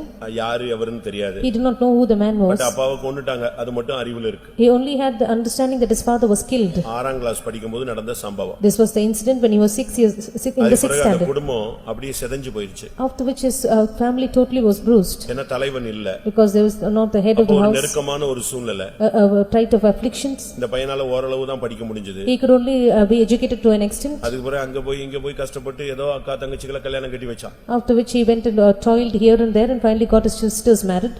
ஒரு டயத்துக்கு பிறகு After a particular period of time, நம்முடைய ஒரு விசுவாசியோடு டை அப் ஆனோம். he had a tie-up with one of our believers. ஒரு கான்ட்ராக்ட் பேசிஸ்ல ஜாயின் பண்ணோம். He joined for a contract basis. ரெண்டு பேரும் கான்ட்ராக்ட் எடுத்தாங்க. Both had taken the contract. ஒரு certain டைமுக்கு பிறகு அந்த கான்ட்ராக்ட் நல்ல லெவல்ல டெவலப் ஆயிடுச்சு. After a particular time limit, the contract went to a good அது development. அவனுக்குள்ள விசுவாசத்தை கொண்டு வந்தது. It brought a faith within him. அவன் ஓரளவு ரட்சிக்கப்பட்டான். He was saved to an extent. இப்ப நல்ல டெவலப் ஆகுறான். Now he is developing. நல்ல டெவலப் ஆயிட்டு இருக்கும்போது While he was being developed, ஒரு நாள் ஒருத்தன் வந்து சொன்னான், one day a man came to him and said, உங்க அப்பாவை கொன்னவன உனக்கு தெரியுமான்னு கேட்டான். "Do you know the man who killed your father?" தெரியாது. "I do not know." பாத்திருக்கியா? "Have you seen him?" இல்ல. "No." பேர் தெரியுமா? "Do you know his name?" தெரியாது. "No." எந்த ஊர்ல இருக்கான் தெரியுமா? "You know his place?" தெரியாது. "No." நீ வேணா வா, நான் ஒரு நாள் காட்டுறேன். "Maybe you want to come, I will show him to you." இப்ப அவனுக்கு வயசு 32 வயசு. Now he was 32 years old. 20 வயசு கழிச்சு 20 வருஷம் கழிச்சு After 20 long years, கொஞ்சம் டெவலப் ஆகி வரும்போது, when he was trying to be developed, புதுசா கல்யாணம் ஆகி குழந்தை பெற்றபோது, he was newly married, he had children. திடீர்னு ஒருத்தன் வந்து சொல்றான், உங்க அப்பாவை கொலை பண்ணவனே உனக்கு காட்டுறேன். All of a sudden a man appears to him and says, "I will show you the murderer of your father." இப்பதான் ரட்சிப்புக்குள்ள வர்ற time. It was the time he was about to be saved. இப்ப திடீர்னு பார்த்தா இத கொண்டு வந்து அவன் தலையில ஏத்திட்டாங்க. All of a sudden he brought this mind into him. அவ்வளவுதான். That was the end. அதோட இவனுடைய புத்தி ரிவர்ஸ் ஆயிடுச்சு. With that his mind started to reverse. நம்ம இவ்வளவு வசதியா இருக்கிறோம், அப்பாவை கொன்னவனை விட்டுட்டு வச்சிருக்கலாமா, இவனை காலி பண்ணிடணும்னு ஒரு ஆவி உள்ள வந்துருச்சு. We have so much of conveniences. Should we leave that person in peace who killed our father? We should finish him off. அதோட கம்பெனியை விட்டான், குடும்பத்தை விட்டான், எல்லாத்தையும் விட்டான். எப்படியாவது அவனை தூக்கிட்டு வந்துடணும்னு சொல்லி அதுக்குன்னு ஆள்லாம் செட் பண்ணி கரெக்டா போயிட்டான். He wanted to somehow catch hold of that man, therefore he left his company, his family and everything, and he set up people in order to catch hold of the man. அதுக்குன்னு பையங்களை ready பண்ணான். He also set up the boys. அதுக்குன்னு கார்லாம் ready பண்ணான். He made up a அதுக்குன்னு vehicle. பணம் ready பண்ணான். He also prepared money. அதுக்குன்னு ஆட்கள் எல்லாம் அவனை எப்படி கொண்டு வரணும்ங்கற ஆள்லாம் ரெடி பண்ணான். He also prepared the way in which he should be brought. அந்த ஆளுக்கு இவனை தெரியாது. That man did not know him. அந்த குறிக்கப்பட்ட ஆளுக்கு இவனை யாருன்னே தெரியாது. The particular man did not know who he was. ஏன்னா அப்ப இவன் குட்டி பையன். Because he was a small boy. ஆனா பட் அவன் லேண்ட் புரோக்கரா இருக்கான். But he was a land broker. அதனால இன்னொரு இடத்துல ஒரு இடம் வேணும் அப்படினு சொல்லி ஒரு ஆள் மூலமா அவனை ஒரு காட்டுக்குள்ள இந்த இடத்தை காட்றதுக்கு கொண்டு வராங்க. So he was brought under the statement that he had to be shown he had to show a land for a person, and he was brought to a forest area. 20 வருஷம் கழிச்சு அப்பாவை கொன்னவன அந்த லேண்ட்ல வச்சு ரெண்டு பேரும் நேரடியா சந்திச்சாங்க. On that land he met the person the murderer of his father directly after 20 long years. கூட்டி வந்தால் இன்ட்ரோ듀ce பண்ணார். இவர்தான் இடத்தை வாங்க போறாரு. The person who brought him said, "This is the man who is going to purchase your land." இவர்தான் owner. He is the owner. வாங்க போற ஓனர் இவர்தான். This is the owner of the land. இவர்தான் லேண்டுக்கு புரோக்கர் அப்படினு ரெண்டு பேர். He introduced the other one saying he is the land broker. ரெண்டு பேரும் ஷேக் ஹேண்ட் பண்ணிட்டாங்க. They shook their hands. அடுத்த 10 நிமிஷத்துல அவனை காலி பண்ணிட்டான். Very 10 minutes he finished him off. அப்படியே எல்லாம் குரூப்பா போறாங்க அந்த இடத்தை பாக்குது. They all went in as a group to see the land. இவனுக்குள்ள அந்த ஆவி வருது, கொலைகார ஆவி. The spirit of murder was working in him. அவ்வளவுதான், சுத்தி நின்னு வெட்டிட்டாங்க, கொன்னுட்டாங்க. They all compassed him and they slew him, killed him. இது ஒரு ஆவி. This is a spirit உள்ளுக்குள்ள இருக்கும், which is within. சமயம் வரும் பொழுது உயிர் அடையும். At the appropriate time it will receive life. இந்த ஜென்ம சுபாவம் உள்ளுக்குள்ள இருக்கும். This sensual nature is within. Time வரும் பொழுது அது வெளிய வரும். அது வரைக்கும் அது அப்படியே பம்மிக்கிட்டே இருக்கும். At the appropriate time it will show its head. Until then it will keep on silent. உனக்குள்ளேயும் இருக்கு, எனக்குள்ளேயும் இருக்கு. It is within you and me. அது வரும் பொழுது தான் வரும். இல்லனா மத்த நேரத்துல அட்டாசமா அமைதியா இருக்கும். Only at the appropriate time it will have its life, otherwise it is 2 வருஷம் silent. கம்முன்னு இருந்தான். 2 long years he was silent. சரியான டைம் வந்துச்சு. At the right time, கரெக்ட்டா டைம் பார்த்து அவனை கொலை பண்ணிட்டான். at the right time he killed him. ஒரு இன்சிடென்ட், தன்னுடைய தங்கச்சிக்கு நடந்த ஒரு சம்பவம் அவனை இப்பொழுது முதலாவது கொலைகாரனாக மாற்றினது. One incident, that is the incident in the life of his sister, now made him a murderer. யோசிச்சு பாருங்க. Just imagine. இப்ப அவன் கொலைகாரனா மாறிட்டான். Now he stands a murderer. இப்ப நடந்தது என்ன? Now what happened then? 2 Samuel 13:38 மறுபடியும் கேசூருக்கு போய்விட்டான். 2 Samuel chapter 13 verse 38 we read he returned to Geshur again. வாசி. அப்பொழுது அப்சலோம் கேசூருக்கு ஓடி போய் அங்கே 3 வருஷம் இருந்தான். 2 வருஷம் வெயிட் பண்ணி அவனை கொன்னான். 2 years he waited and he killed him. 2 வருஷம் நாசமா போச்சு. 2 years was lost. இப்ப அடுத்து 3 வருஷம் எங்க போய் ஒளிஞ்சாச்சு? திரும்பவும் கேசூர்ல போய் உட்கார்ந்துட்டான். Now 3 years he is hiding at Geshur. இப்ப அடுத்த 3 வருஷம் ஒண்ணுமே இல்ல. So next 3 years is nothing. பழைய நிலவரம். The old state. இது எதுக்கு ஒப்பிடலாம்? What can we find it typical to? ஆராதனைக்கு போவதை காண்பிக்கிறது. Returning to idolatry. மறுபடியும் விபச்சாரத்துக்குள்ள போறதை காண்பிக்கிறது. Returning to fornication. மறுபடியும் ஜென்ம சுபாவத்துக்குள்ள போறதை காண்பிக்கிறது. Returning to our sensual nature. பின்மாற்றத்துக்குள்ள போறதை காண்பிக்கிறது. Getting into a backslidden state. இல்ல விபச்சாரத்துக்குள்ள போறதை காண்பிக்கிறது. Getting back to adultery. இல்ல பாவ உறவுக்கு மறுபடியும் புதுப்பிக்கப்படுகிறது. Or a sinful relationship are once again renewed. திரும்பவும் கேசூருக்கு எங்க பிறந்தானோ அங்க போய்ட்டான் பாருங்க. He fled back to Geshur where he was born. இவன் கேசூர் வம்சத்தான். He was to see the generation of Geshur. இப்ப அங்க போய் ஒரு 3 வருஷம். Now he spends 3 years there. இப்படிதான் ஆவிக்குரிய வாழ்க்கையில பகையிலையும் துக்கத்திலையும் ஜென்ம சுபாவத்திலையும் நம்முடைய வருடங்கள் போய் கொண்டே இருக்கிறது. This is how in our spiritual life in hatred, in sorrow and in all kinds of afflictions our spiritual life are going on. பரிசுத்தத்துக்காக செலவழிக்கப்பட வேண்டிய வருடங்கள் பாவத்துக்காக ஜென்ம சுபாவத்துக்காக நம்முடைய கோபத்துக்காக நாட்கள் போய் கொண்டே இருக்கிறது. The times that we need to spend for our spirituality where we spend for sin, for our sensual nature and for all kinds of sorrows in us. இப்ப திரும்பி வரலாம். Let us return. இப்ப திரும்பி வரணும்னு அவனுக்கு ஆசை வந்துச்சு. Now he has a desire to return. இப்ப திரும்ப வந்துறான். Now he is returning. யோவாப் மூலமா எப்படியோ உள்ள வந்து திரும்பி உள்ள வந்துட்டான். He catches hold of Joab and he somehow enters back into his kingdom. Absalom யோவாபை ராஜாவினிடத்தில் அனுப்பும்படி அழைப்பித்தான். எப்படியோ 2 வருஷம் திரும்பி வந்துட்டான். 14ஆம் அதிகாரம் 28ஆம் வசனம். 14 verse 28. அப்சலோம் ராஜாவின் முகத்தை காணாமலே 2 வருஷம் எருசலேமிலே குடியிருந்தான். அவ்வளவுதான். இப்ப திரும்பி வந்துட்டான். திருப்பி வந்து 2 வருஷம் எங்க போல? ராஜாவை பார்க்கவே போல. Now he is returned, but now after returning for 2 long years he did not look at the face of the king. தகப்பனோட உள்ள ஐக்கியம் சுத்தமா போயிடுச்சு. He is completely lost his connection with his father. இப்ப அடுத்த 2 வருஷம். Next 2 years. முதல்ல 2 வருஷம் கோபத்துல போச்சு. 2 years in anger. 3 வருஷம் கேசூர்ல போச்சு. 3 years in Geshur. இப்ப எருசலேமுக்கு வந்துட்டான். He returned to Jerusalem. 2 வருஷம் யார் முகத்துல முழிக்கல? தகப்பன் முகத்திலேயே முழிக்கல. After having come to Jerusalem he did not look at the face of his father for 2 years. இப்படி ஒரு 2 years போகுது. 7 years போகுது. So 7 years have passed by now. இப்ப நம்முடைய வருஷங்கள்லாம் எப்படி போகுதுன்னு பாருங்க. How our years are passing you can imagine. யோசிச்சு பாருங்க. You can consider them. ஒரு வளர்ச்சி இல்லாம, without any growth, ஒரு தெய்வீகம் இல்லாம, without divinity, ஒரு முன்னேற்றம் இல்லாம, without any ஒரு progression, பரிசுத்தம் இல்லாம, no holiness, ஒண்ணுமே இல்லாம நாட்கள் மட்டும் போயிட்டே இருக்கும். with nothing, with no growth in us, our days are passing by. நாட்களை பயன்படுத்திக் கொள்ளுங்கள், பிரயோஜனப்படுத்திக் கொள்ளுங்கள் என்று வேதம் சொல்லுகிறது. The Bible says redeeming the time. இப்ப வந்தவன் என்ன பண்ணான் தெரியுமா? The man who came, what did he do now? 2 Samuel 14:30. 2 Samuel chapter 14 verse 30. அப்பொழுது அவன் தன் வேலைக்காரரை பார்த்து, இதோ என் நிலத்திற்கு அருகே யோவாபின் நிலம் இருக்கிறது, அதிலே அவனுக்கு வார்கோதுமை விளைந்திருக்கிறது, நீங்கள் போய் அதை தீ கொளுத்தி போடுங்கள் என்றான். அப்படியே அப்சலோமின் வேலைக்காரர் அந்த நிலத்தை தீ கொளுத்தி போட்டார்கள். மற்றவருடைய விளைச்சலை இப்ப கெடுக்கிறான். Now he is spoiling the increase of the others. மற்றவருடைய ஆவிக்குரிய வாழ்க்கையை நஷ்டப்படுத்துவது. Spoiling the spiritual growth or spiritual life in others. எப்படி இருக்கும்? How would that be? வருஷ கணக்கா தண்ணி பாய்ச்சி உழுது மருந்தடிச்சு உரம் போட்டு அழகா பாதுகாத்து விளைச்சல் வச்சு அழகா விளைஞ்சு அறுக்க போற டயத்துல யார் வந்துட்டா? இந்த ஆவி இவனுக்குள்ள பூந்து மொத்தத்தையும் கொளுத்துட்டான்ட்டான். அவ்வளத்தையும் கொளுத்தி சாம்பலாக்கி விட்டான். They have been sowing for long years, plowing it, manuring it and taking care of it. At the time of the harvest, this spirit got into him and he set it on fire. The whole thing was on fire. எப்படி இருக்கும்னு யோசிச்சு பாருங்களேன். Just imagine how that would be. இன்னைக்கு நம்முடைய வாழ்க்கை மற்றவங்களுடைய ஆசீர்வாதத்தை தடுக்குதா? Is our life a hindrance to the blessing of the others? மற்றவங்களுடைய முன்னேற்றத்தை அபிஷேகத்தை நீங்க நஷ்டப்படுத்திட்டீங்களா? Have you brought a loss in the progression and the anointing in others? திரும்ப அவனுக்குள்ள ஒரு மனஸ்தாபம் வந்தது. Now he repents. ராஜாவோடு ஒப்புரவானான். He reconciled with the king. 2 Samuel 14:33. 2 Samuel 14:33. யோவாப் ராஜாவினிடத்தில் போய் அதை அவனுக்கு அறிவித்த போது அப்சலோமை அழைப்பித்தான். அவன் ராஜாவினிடத்தில் வந்து ராஜாவுக்கு முன்பாக தரையிலே முகங்குப்புற விழுந்து வணங்கினான். அப்பொழுது ராஜா அப்சலோமை முத்தமிட்டான்.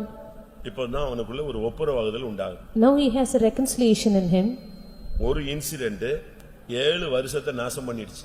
One incident brought a loss for 7 years of his 7 life. years கழிச்சு தான் இவனுக்குள்ள ஒப்புரவாகுதல் வருது. Only after 7 years he has a reconciliation in him. நீங்க யோசிச்சு பாருங்க. Just imagine on your side.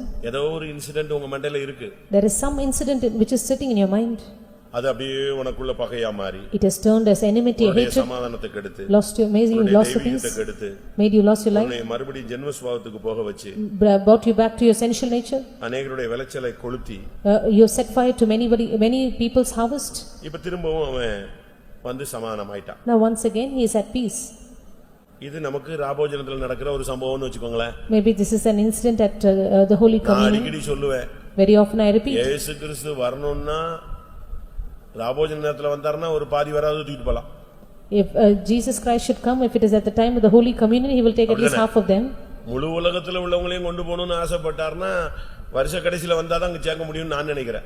If he wants to take the people of the whole world, he should come at the end of the year. அப்படிதானே? Isn't that true? அப்பதான் எல்லாருக்குள்ளயும் ஒரு சுத்திகரிப்பு, ஒப்புரவாகுதல், சமாதானம் எல்லாம் அப்படி இப்படி கொஞ்சம் கொஞ்சம் உடைஞ்சு கிடஞ்சு ஒட்டி கிட்டி சேர்த்து விட்டு இருக்க மாதிரி இருக்கும். அப்பதான் ஜெபம் பண்ணுவேம்மா, உபவாசம் போடுறோம்மா, அதும்மா இதும்மா, அது வாட்டுக்கு சொல்லிக்கிட்டே இருப்பான். Only at that time they would have a reconciliation with them. They will have all the broken parts will be sticked again together and so on. மறுபடியும் என்ன நடந்தது?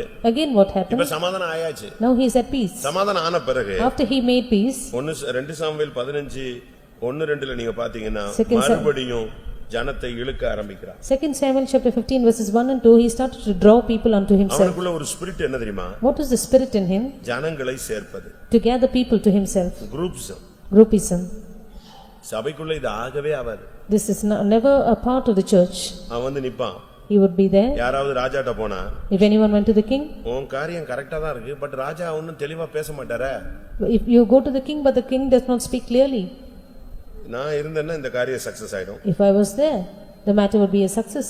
உடனே அவனை கையை நீட்டி முத்தம் செய்து அப்படியே பாக்கெட் பண்றதுல அவன மாதிரி ஆள் எவனுமே கிடையாது. He would stretch out his hand, he would embrace him, give him kiss him, and that's how you will put them into his hands. எப்படி இருக்கும்? How would that be? ஒரு நயவசனிப்பின் ஆவி. A spirit of enticement. ஜனத்தை இழுக்கிற ஒரு ஆவி. A spirit drawing people to himself. ஜனங்களை packet பண்ற ஒரு spirit. A spirit where he gathers people to himself. அவங்ககிட்ட போய் பேசுறது இப்படியா, ஏரியா பிரேயர்ல போய் அதை பேசுறது இதை பேசுறது அப்படி பேசுறது இப்படி பேசுறது, ட்ரிப் அடிச்சு அங்க போனா இப்படி அவங்க வீடு அவங்க இப்படி இவங்க இப்படிலாம் பேசுறீங்களா? They go here and there, they speak in the area prayer about this and that person, they will go here and there, and that is how they speak to them enticingly. ஒரு இடத்துல ஒரு area prayer, in one place there was an area prayer, ஒரு விசுவாசி, a believer, அவர்தான் area prayer தலைவர். he is the leader of the area prayer. நம்ம ஊழியக்காரங்களுக்கு எல்லாம் இப்ப பவர் இல்ல.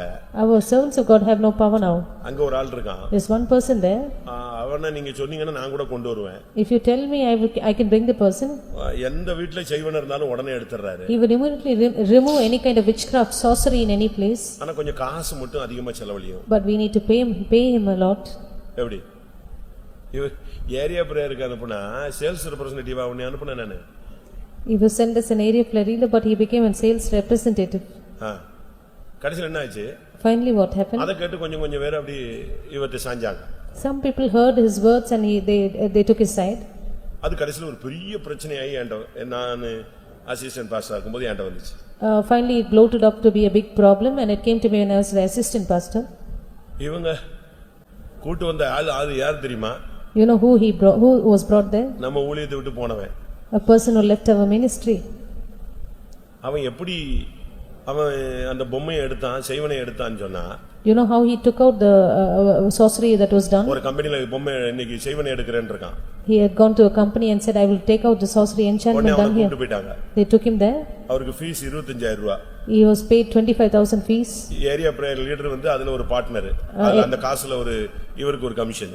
Area prayer leader is a partner there. He will receive a commission from that money. இப்ப அந்த கம்பெனில போய் இப்ப செய்வனை எடுக்கணும். Now he has to go and remove the sorcery of the company. அங்க போன உடனே After having gone there, இது என்னது கேமராவா? கேமரா ஆஃப் பண்ணுங்க, ஆவியானவர் கிரியை செய்ய மாட்டாருன்ட்டான். He said, is that a camera? கேமராவுக்கு ஆவியானவருக்கு என்ன சம்பந்தம்? Is that a camera? The spirit of the Lord will not work if the camera is on. அப்ப அங்க இந்து ஆட்கள் வேலை செய்றாங்க. There were Hindus there.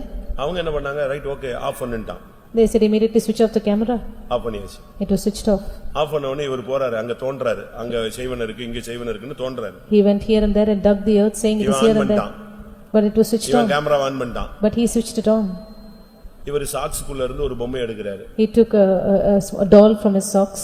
உள்ள தூக்கி வைக்கிறாரு. He put it in the earth. இதுக்கு தான் நம்ம ஏரியா பிரேயர் லீடர்ஸ் வந்து தலைவர்கள் பார்ட்னர்ஷிப் ஸ்பான்சர்ஷிப் எல்லாம் கொடுக்கறான். Our area prayer leaders are partnership and sponsorship for him. மனைவி புருஷனும் மனைவி என்கிட்ட வந்தாங்க. The husband and wife came to me. ஏன்னா அன்னைக்கு நைட்டே நான் பெங்களூர்ல இருந்து மீட்டிங் முடிச்சு போயிட்டு இருந்தேன். I was returning from Bangalore after a meeting that night. அப்பவே எனக்கு ரிப்போர்ட் வந்துச்சு. I received a call on this matter. அங்கேயே நான் எல்லாம் என்கொயரி பண்ணி கேதர் பண்ணிட்டே வந்தேன். I was gathering information about all this. Night centre pastor வண்டியிலே பேசினேன். That night on the way I was speaking to the center pastor. அன்னைக்கு நைட்டே அனௌன்ஸ் பண்ணிட்டோம், சபையை விட்டு எக்ஸ்கம்யூனிகேட் பண்ணிட்டோம். That night he was announced to be excommunicated out of the church. இப்படி ஒரு ஆள் சபைக்கே தேவையில்லை. We do not need such a person in the church. அடுத்த நாள் புருஷனும் மனைவியும் என் ரூம்ல வந்து உட்கார்ந்தாங்க. Very next day the husband and wife came to my room. நான் சொன்னேன், நீ ஏரியா பிரேயர் லீடர்ல இத பேசினாயா? I asked him, did you speak this in the area prayer? உடனே மனைவி சொல்லுது, நானும் டெய்லி கூட தான் போனேன், ஒரு இடத்துல கூட அவர் பேசல. The wife immediately said, I accompanied him every day, he never spoke this word anywhere. நீ கொஞ்ச நேரம் வாயை மூடு, நான் இப்ப புருஷன்ட்ட பேசுறேன், ஏய் நீ பேசுனியா இல்லையா? I asked her to keep her mouth shut and I want to speak to the பதிலே husband. இல்ல. He was silent. போதுமா உண்மை என்ன? What is the truth? நம்ம என்ன பண்றோம்?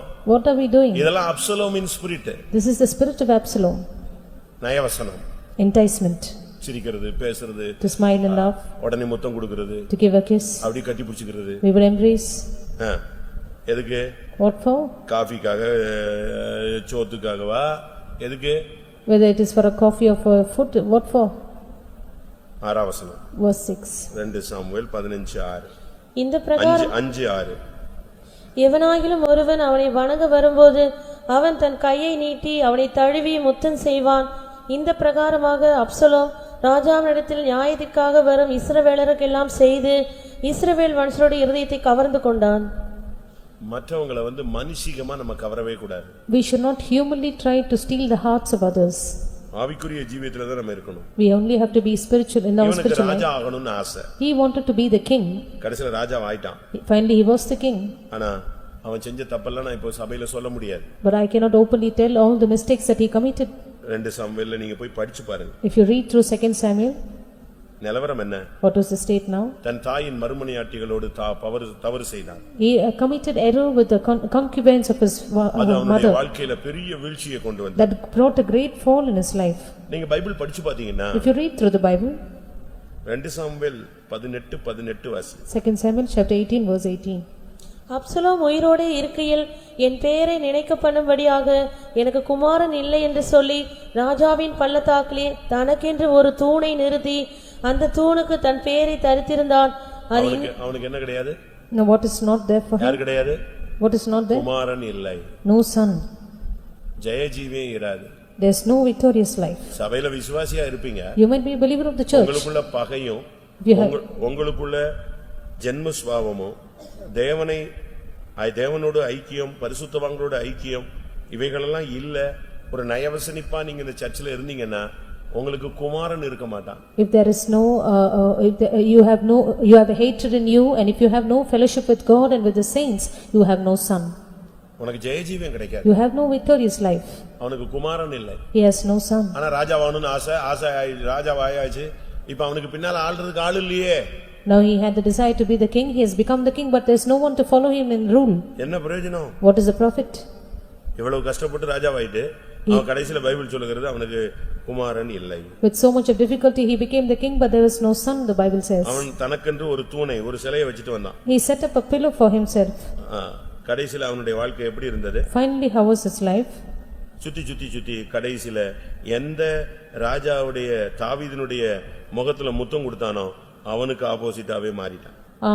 He was wandering here and there, and finally the face of the king whom he kissed, he became contrary to him. தகப்பனுக்கு விரோதமாகவே எழும்பி விட்டான். He rose up against his own father. சுத்தி தாவீதுக்கு விரோதமாகவே அவன் யுத்தத்தை தொடங்கினான். Circumlocuting, finally he started war against David. எப்படி இருக்கும்னு யோசிச்சு பாருங்க. How would that be? ஒரு இன்சிடென்ட் தான். Just one நான் திரும்ப இந்த பாயிண்ட்க்கு தான் நான் வரேன். I return to the same point. ஒரு சம்பவம் அவனை கேசூருக்கு ஓடி போக வைத்தது, ஒரு பெரிய வயலை கொளுத்த வைத்தது, திருப்பி ஜனங்களை இழுக்க வைத்தது. அதுக்கு பிறகு அவனுடைய வாழ்க்கையில கொஞ்சம் கொஞ்சமா ஜெய ஜீவியத்தை இழக்க வைத்தது. One incident made him flee back to Geshur, made him entice the people, made him lose his son. Finally he was lost of anything. இப்ப நிலவரம் என்ன? Now what is the state? யுத்தத்துல கர்வாலி மரத்துல தொங்கினான். In the battle he was hanging in the oak tree. எப்படி இருக்கும்? How would that be? நீங்க யோசிச்சு பாருங்க. Just imagine. நீ மறைவில் செய்த குற்றம் வெளியரங்கமாக உனக்கு பாதிப்பை கொண்டு வரும். Your secret sins will outwardly bring you a great harm. தேவன் எல்லாவற்றையும் காண்கிறார். God is watching everything. நீ யோசிச்சு பாருங்க. You can imagine for one moment. அவன் ஒரு கோவேறு கழுதை மேல வந்துட்டு இருந்தான். He was riding upon a mule. தலை முடி. His hair.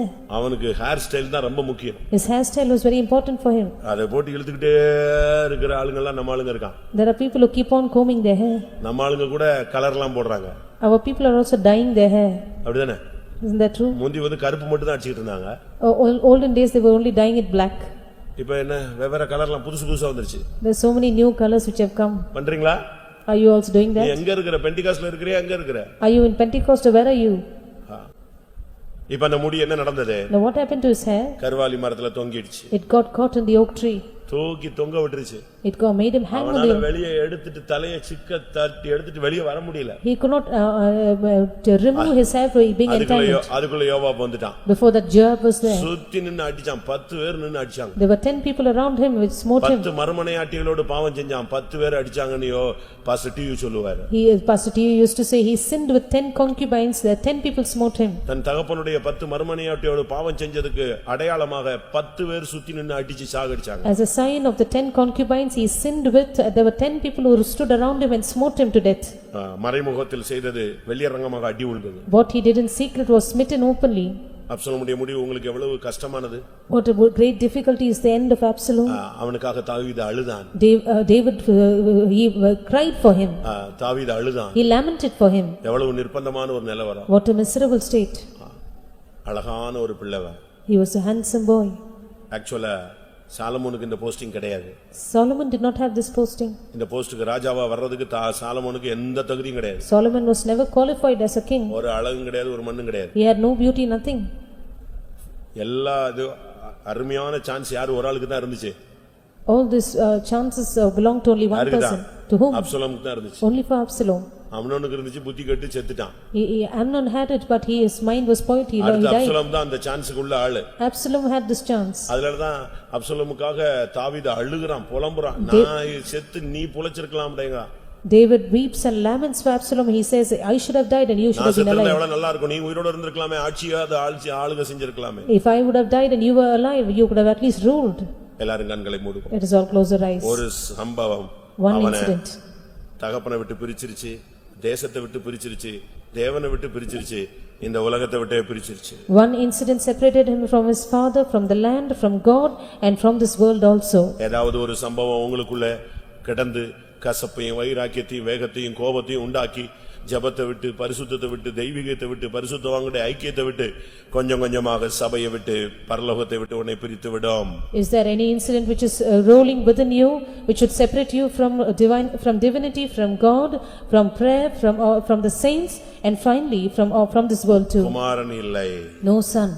ஜெயஜீவியம் நஷ்டப்பட்டு போயிடுச்சுனா என்ன பிரயோஜனம்? What is the profit if your victorious life is lost? ஆனால் அந்த பெண்ணுக்குள்ள இருந்து வந்த ஆண் குழந்தை சகலத்தையும் ஆளும்படி மேலே போனது. But the man child which the woman brought out, it went up to overcome everything. ஆனால் அப்சலோமுக்கு அப்படி பிறந்து போக பிள்ளை இல்ல. But Absalom did not have any child to be begotten. ஒரு பிள்ளை இல்ல, ஒண்ணுலாம ஓட்டத்தை முடித்தான். Without any children he finished his race. எல்லாரும் கண்களை மூடி முழங்கால் படிடுவோம். Let's all close our eyes, be on our knees. இந்த கூட்டத்தினுடைய இரண்டாவது பகுதி. The second part of this meeting. Absalom. சமாதானம்னு பேர் இருந்தது, சமாதானமே அவனுடைய வாழ்க்கையில் முடிவில் இல்லாமல் போய்விட்டது. His name was peace, but there was no peace in his life at the end of his life. கேரக்டரை மாத்துங்க. Change your character. வருஷங்கள் போய்க்கொண்டே இருக்கு. Years are rolling by. கோபத்திலேயும் வேகத்திலேயும் நாட்கள் போக வேண்டாம். Let not your days go in anger and hastiness. கிருபையிலேயும் அபிஷேகத்திலேயும் வருஷங்கள் போகட்டும். Let your years roll by with grace and anointing. ஜெபத்திலேயும் உபவாசத்திலேயும் வருஷங்கள் போகட்டும். Let your years go in prayer and fasting. தாழ்மையிலேயும் அன்பிலேயும் நாட்கள் போகட்டும். Let your days go on with humility and love. ஜெய ஜீவம் இல்லாமல் ஓட்டத்தை முடிச்சிராதீங்க. Without an overcoming life, do not finish the course of your life.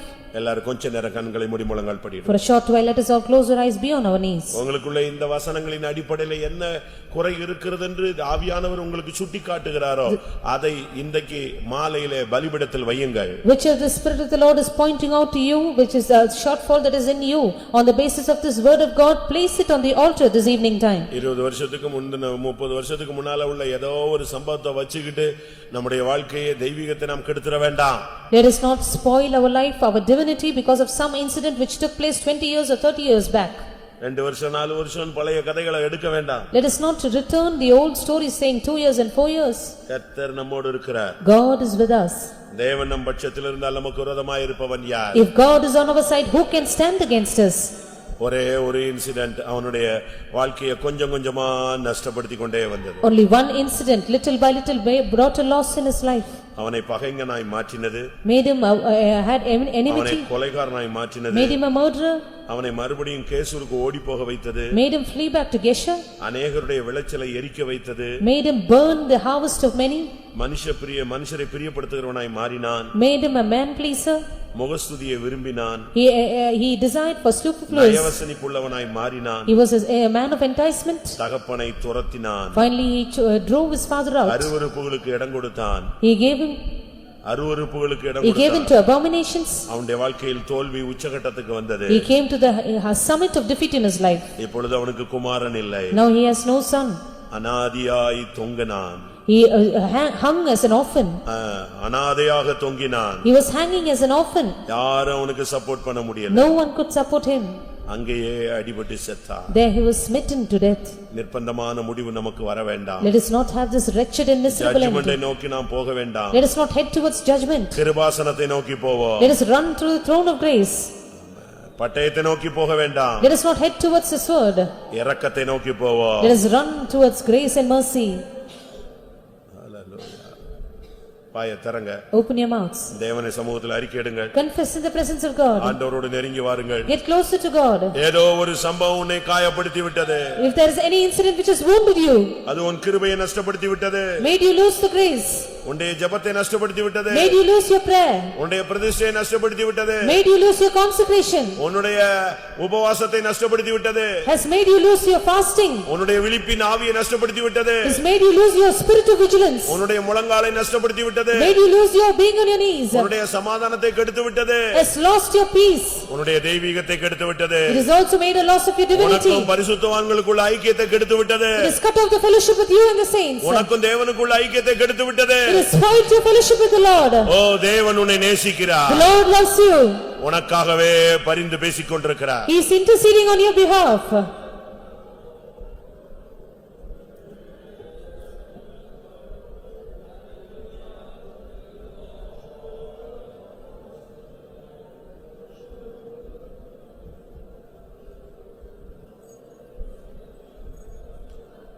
ஹல்லேலூயா ஹல்லேலூயா.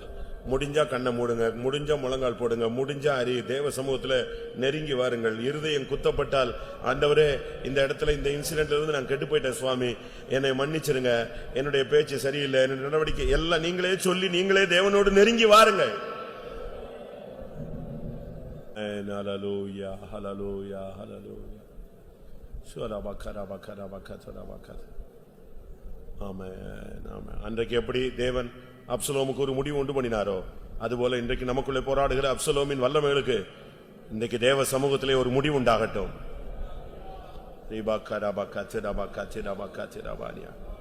அந்த ஆவி, அந்த அழகுபடுத்தும் ஆவி, அந்த பகையின் ஆவி, நயவசனிப்பின் ஆவி,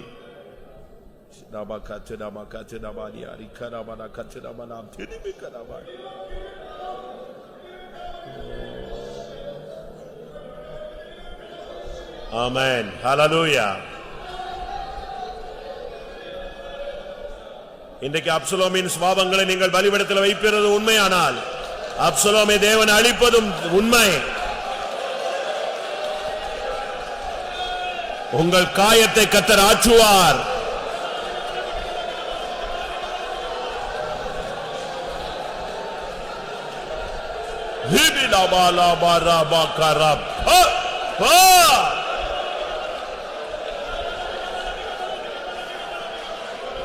ஆமா, நான் ஓப்பனா சொல்றேன், சில சம்பவங்கள் என் மனசு விட்டு போக மாட்டேக்கு, என் இருதயம் விட்டு விட்டு போக மாட்டேக்கு, என் தரிசனத்தை விட்டு போக மாட்டேக்குது. அப்படி சொல்றவங்க எத்தனை பேர்? இன்றைக்கு கர்த்தர் அதை மாற்ற வல்லமை உள்ளவர். ஆமென். கர்த்தர் இன்றைக்கு உனக்கு ஒரு கிருபை தருவார், ஒரு அபிஷேகம் தருவார். ஹல்லேலூயா. சிலுவை ரத்தம் உனக்கு ஒரு விடுதலை தரும். ஹூரானியாரா.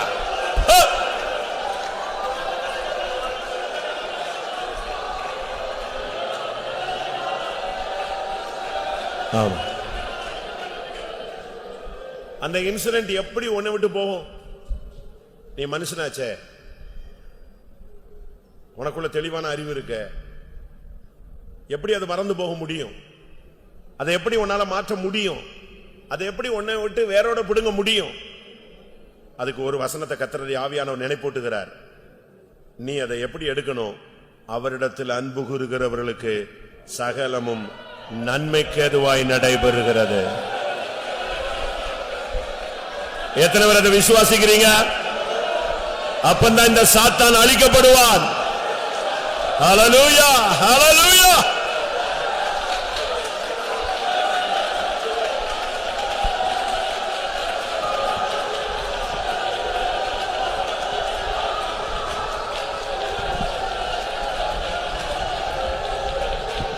தேவன் அறியாமல் உனக்கு ஒன்றும் சம்பவித்தது இல்லை, சம்பவிக்க போகிறதும் இல்லை. தேவன் அறியாமல் உன் தலையிலிருந்து ஒரு முடி கூட கீழே விழாது. அது தோல்வியோ ஜெயமோ நீ விசுவாசிப்பாயாக.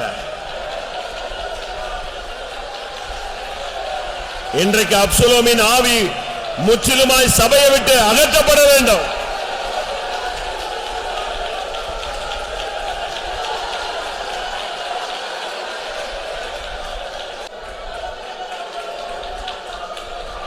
ஆமா, ஒரு 5 நிமிஷம் எல்லாரும் முழங்கால் படிடுவோம். இது சுத்திரி கூட்டத்தினுடைய கடைசி போர்ஷன்ல இருக்கு. இந்த 6வது கூட்டம், நம்ம லாஸ்ட் பகுதியில் இருக்கிறோம். எல்லாம் உட்காருங்க, நீங்க ஏன் எழும்புறீங்க? சம்பந்தம் இல்லாம இப்பொழுது நீங்கள் தேவனுடைய சன்னிதானத்தில் உங்களை ஒப்பு கொடுங்க. கர்த்தர் காயங்களை மாற்றக்கூடியவர். ஒரு அற்புதம் இந்த மாலை வேளையில நடக்கும். உன்னோடு போராடின அப்சலோமின் வல்லமை இன்றைக்கு அழிக்கப்பட்டு போகும். அது இனிமேல் இல்ல. ஹல்லேலூயா, ஹல்லேலூயா, ஹல்லேலூயா. ஆமென். எதையும் மனசுல வைக்காதீங்க, எல்லாத்தையும் பலிபீடத்தில் வைங்க. அக்கினி இறங்கட்டும். எதையும் நீங்க வீட்டுக்கு கொண்டு போகாதீங்க, எல்லாத்தையும் பலிபீடத்தில் வைங்க. ஆவியானவர் பார்த்துக் கொள்வார், கர்த்தர் பார்த்துக் கொள்வார்.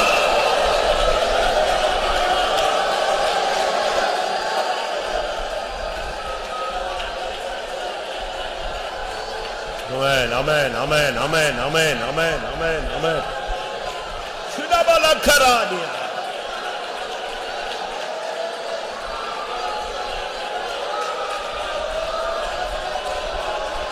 Hallelujah, hallelujah, hallelujah, amen.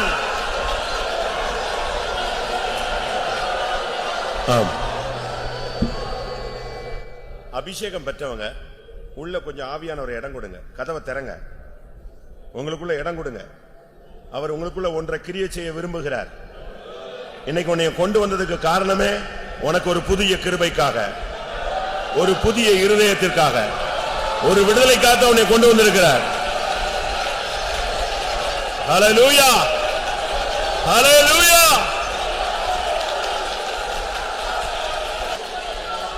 ஹல்லேலூயா, ஹல்லேலூயா, ஆமா.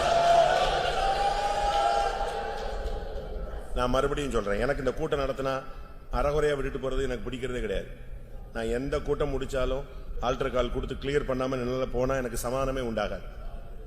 கர்த்தர் இன்னைக்கு உன்னோட பேசி இருக்கிறார். ஏதோ ஒரு இன்சிடென்ட் உன் வாழ்க்கைய சுத்தமா திருப்பி விட்டுடுச்சு. அதுல இருந்து உன் ஜெபம் போயிருச்சு, உனக்கு ஜெபம் அன்பு இல்ல, உனக்கு தெய்வீகம் இல்ல, உனக்கு பிரதிஷ்டை போயிருச்சு. ஒன்னா பிசாசு ஒன்று வந்து பிடிங்கிட்டான். ஆனா இன்னைக்கு கர்த்தர் உன்னை நேசிக்கிறார். அந்த இன்சிடென்ட் இன்னைக்கு பலிபீடத்துல வச்சிடுற. இனி உன் சிந்தையில் அது வராது. அதனால உள்ள பாதிப்பு இனிமே உனக்கு உண்டாகாது. கர்த்தர் ஒரு ஜெயம் தர போகிறார். அந்த ஜெயத்தை பெற்றுக்கொண்டே எழுவு. ஹல்லேலூயா.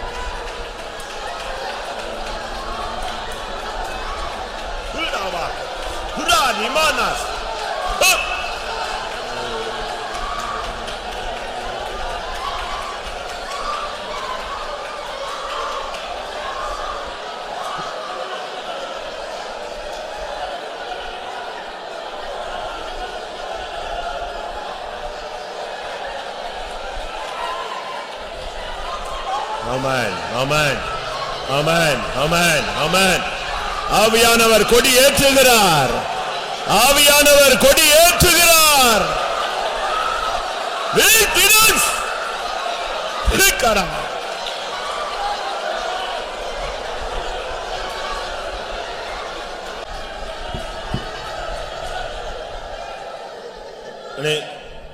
நீங்கள் இந்த கூட்டத்தில் தேவனை காணாதவர் போல அமர்ந்திருக்கலாம்.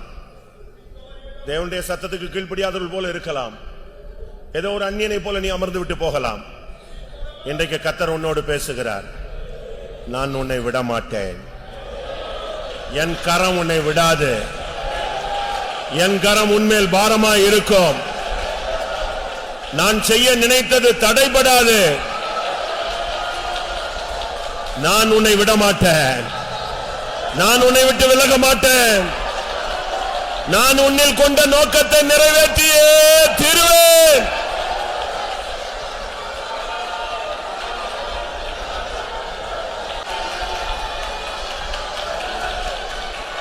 ஆமா.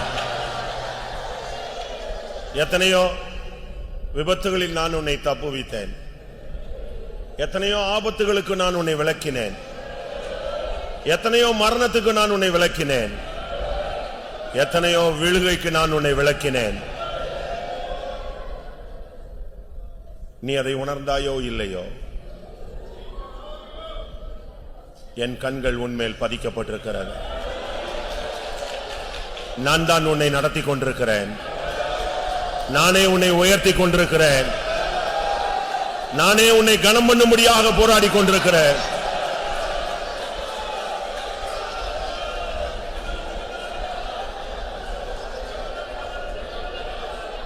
நான் உன்னை மறந்து விடவில்லை, நான் உன்னை வெறுத்து விடவில்லை.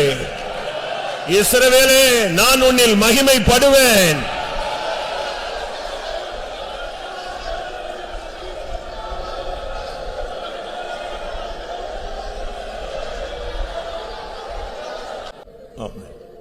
கர்த்தருடைய சமூகத்துக்காய் ஸ்தோத்திரம் பண்ணுவோம்.